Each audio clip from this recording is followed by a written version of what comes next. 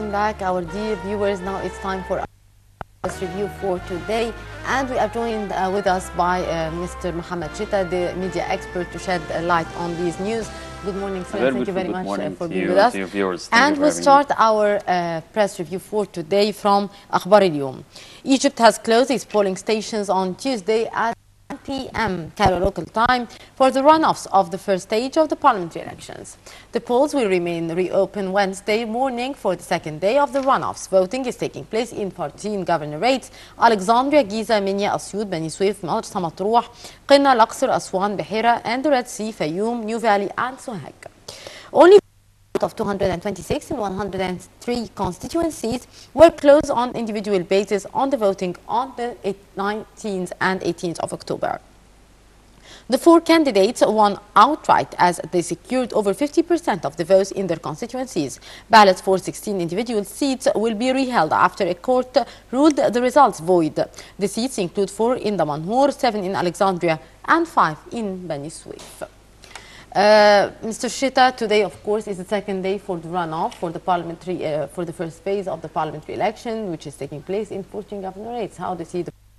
Well, the fact that only 4 candidates won outright just shows how insecure and indecisive the voters were during the first round, and this shows that the preparation for these elections were not done in a very. It was quite a short period. I believe that the people were not very much aware of the candidates from my point of view.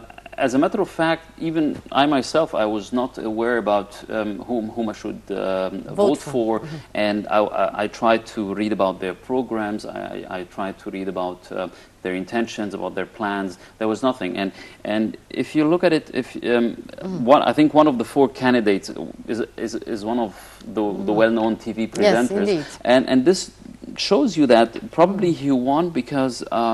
Many people only know his face from the TV, from television. So I think we really need to restructure the complete voting and election system in Egypt. We need to choose better days for voting. We need to have.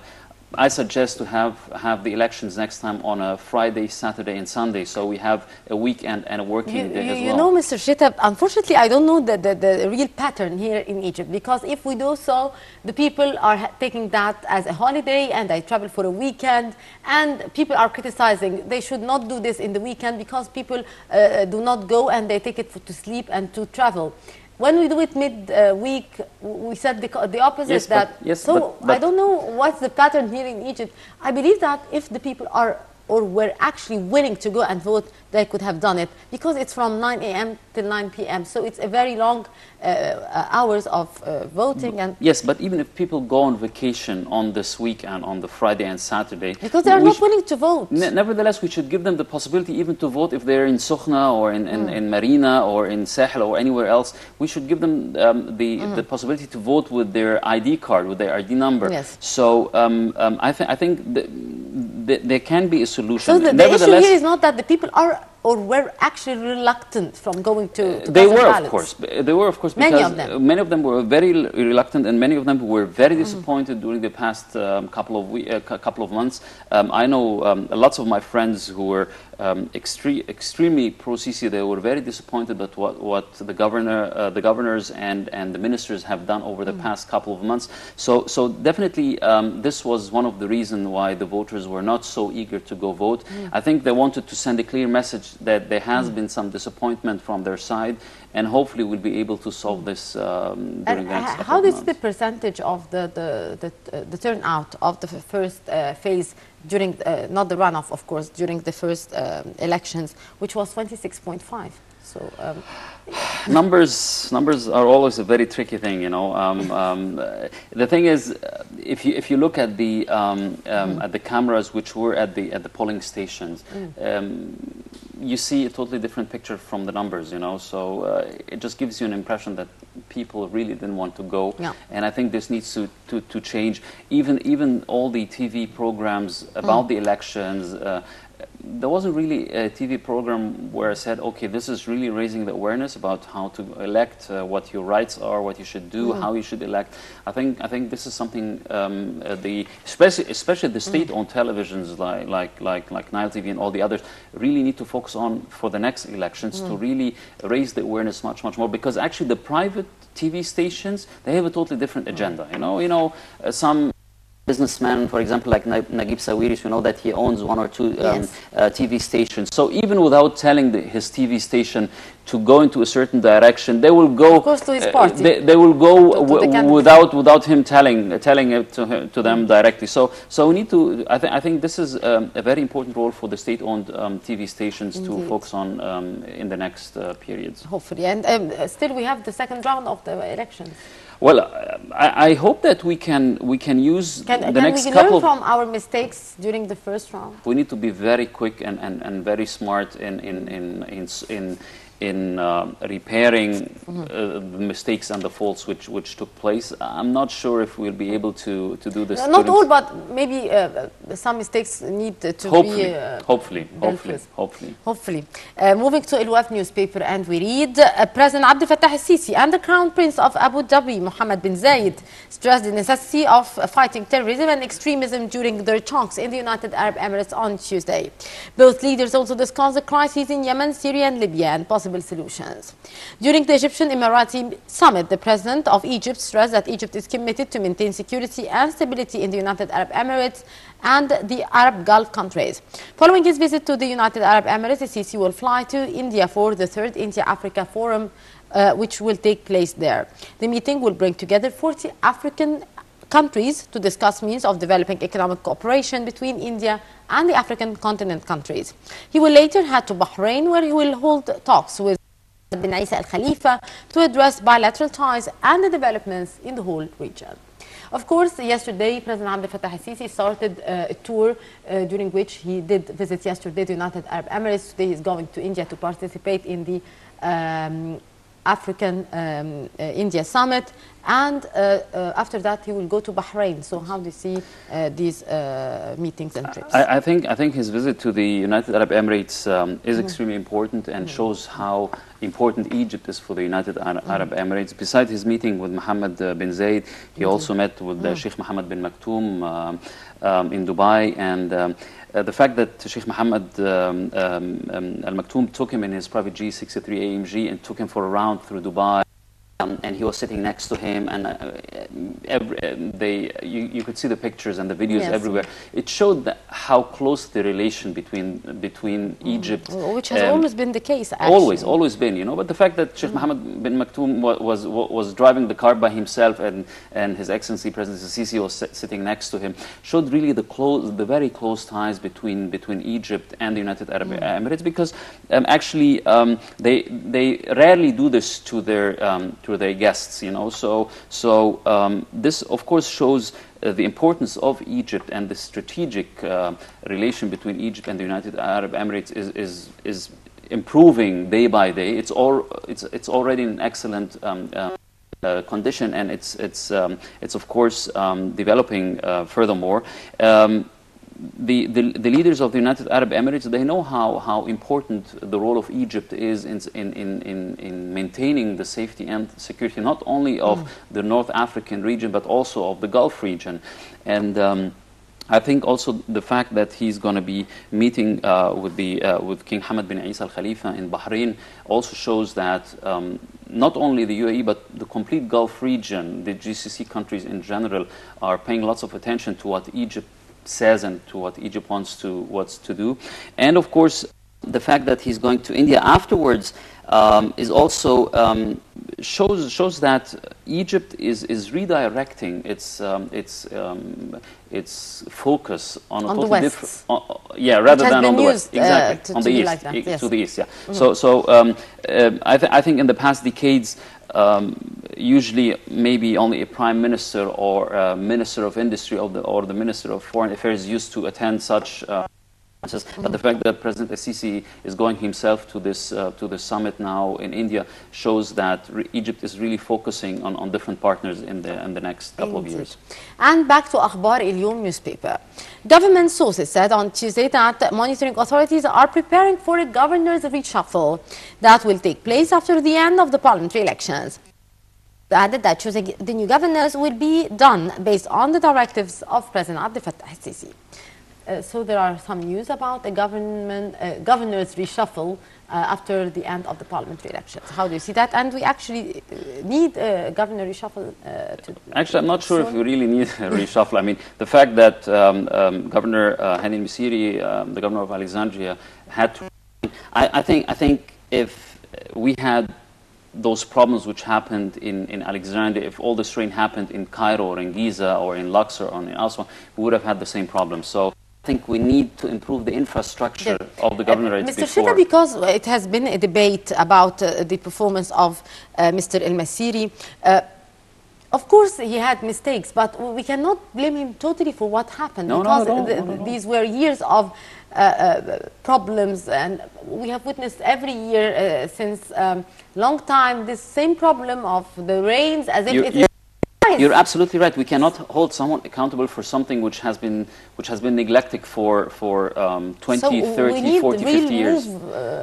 We need to improve the infrastructure. Yes, of course. We need to improve the infrastructure. I know from people who are living in Alexandria that they were not very happy with his decision. Some were criticizing that he was focusing on something, on some things which were not luxuries, like the tram or something like this. But nevertheless, this would, if this rain would have happened in any other city, it would have been the same disaster. So we really cannot hold him accountable 100% for this. And I hope that reshuffling itself is not going to solve the problem.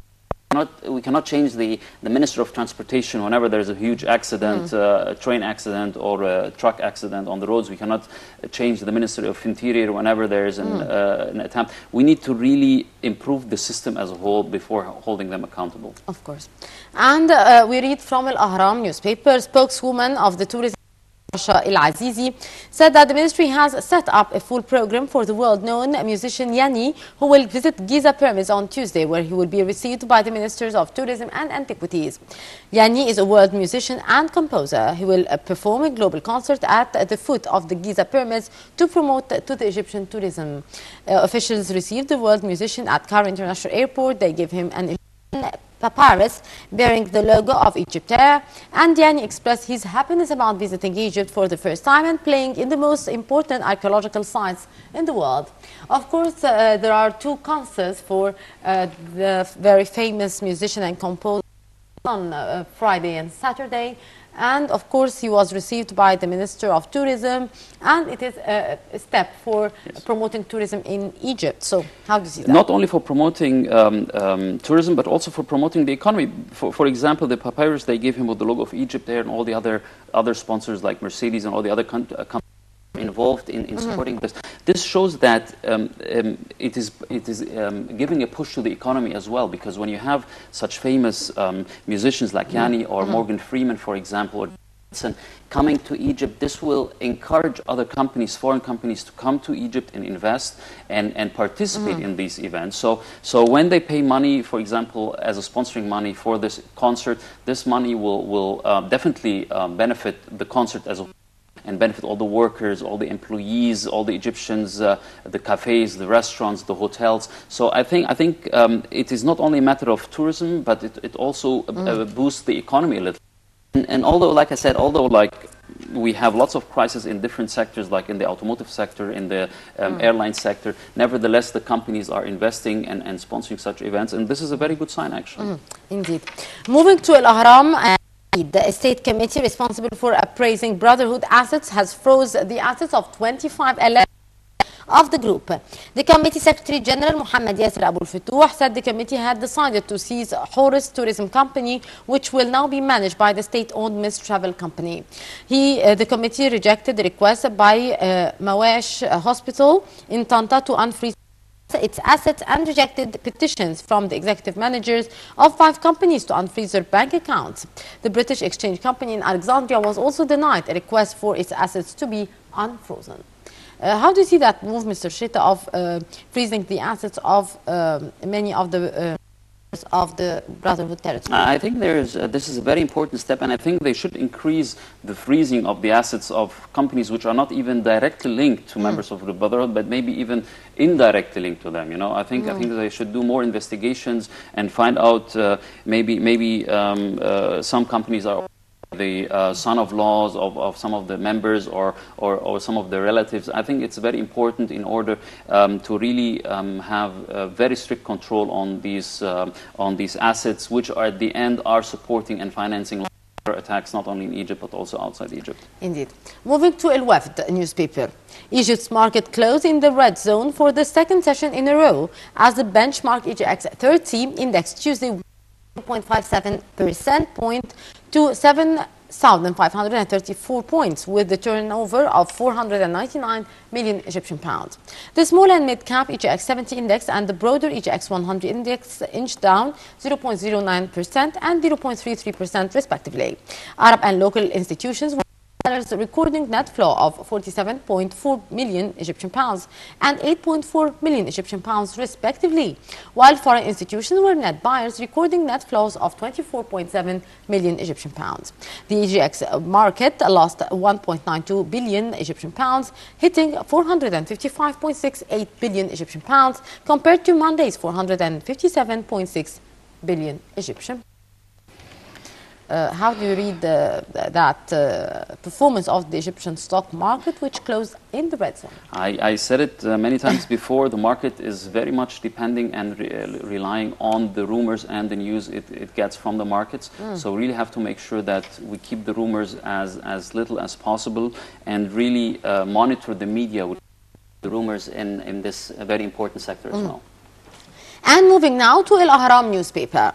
The Egyptian pound was stable at a dollar sale on Tuesday as the central bank sold 37.8 million dollar at a cut-off price of 9,301 7.93 per dollar, but weakened on the parallel market. The official cut-off price was unchanged from Sunday's dollar sale, but one trader said the dollar changed hand at 8.3 Egyptian parallel market on Tuesday, compared with 8.2 in the previous day. The central bank gave permission in January to trade dollars up to 0.1 above or below the official rate, with the Currency Exchange Bureau allowed the trade at 0.15 Egyptian pounds above or below the official rate, allowing the pound to weaken in could boost exports and attract further investment, but it also raises Egypt's already large bill for imported fuel and food staples. I think this dollars and the Egyptian pound. dollar is. I think this is one of the most important issues these days because there had been lots of negotiations and lots of going on in the different media and between the different ministries, and even when Hisham Ramiz, the former chairman of the Egyptian central bank, has resigned, lots of the so-called businessmen, they said, this is very good and this is going to be finally improving the dollar situation in Egypt. I don't think so, actually, because most of this, I call it a dollar crisis, is caused by many of the Egyptian businessmen which are not so honest or not so professional, actually, especially in the sector of the automotive field, for example. We have this issue. We have a huge overpricing in the car prices in Egypt, which you can only see in Egypt. Some cars, they have an overprice of 300,000 Egyptian pounds. This is something ridiculous, you know. And then they say that it is because we have supply, because we cannot import the cars because we have a lack of dollar. But if you go to their storage areas, you find hundreds of cars parked there for a specific reason, in order to create intentionally a supply shortage and thereby raise the car prices without having to invest anything. Because most of these cars which are in those storage areas, they have been imported already a year or 2 years ago. So if you look at the customs release papers, you will see that they had been released from the customs already in 2014 or even 2013, and still they sell them for for an overprice of maybe 20 to 30%. So this is something ridiculous, and I think the government really needs to work on this. And I think we also have the Monopoly Authority, which should really do some investigations. Of course, the Consumer Protection Agency's role is non-existent. We need a ministry of consumer protection, which can really tackle this issue in a very serious way. And I think also that the General should really start an investigation in this. Indeed, Mr. Mohamed Sheta, the media expert, thank you very much for being with us and for your precious input, and have a lovely day, sir. You too, sir. Thank you. And with that, our dear viewers, we come to the end of our press review for today. Now we'll go to a short break, and after that, we'll be back to resume our breakfast show, so stay tuned.